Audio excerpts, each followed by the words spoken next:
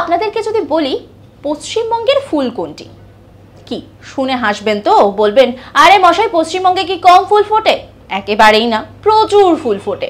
কিন্তু পশ্চিমবঙ্গের মানে এই রাজ্যের কোন ফুলকে প্রতীক বলা হয় সেটা কি জানেন?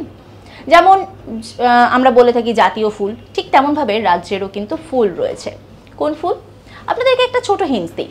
শরৎকাল, ভোরবেলা, ঘাসের আগায় শিশির বিন্দু, আর আলো পড়ে মানে রোদের সূর্যের প্রথম কিরণ পড়ে রীতিমতো ঝিকমিক করছে, আকাশে পেঁজা তুলোর মতো মেঘ।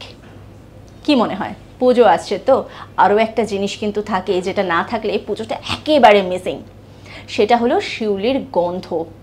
সেই শিউলির গন্ধে যদি বাতাস মম না করে তাহলে তো মা দুর্গা আসছেন এটাই বোঝা যায় না।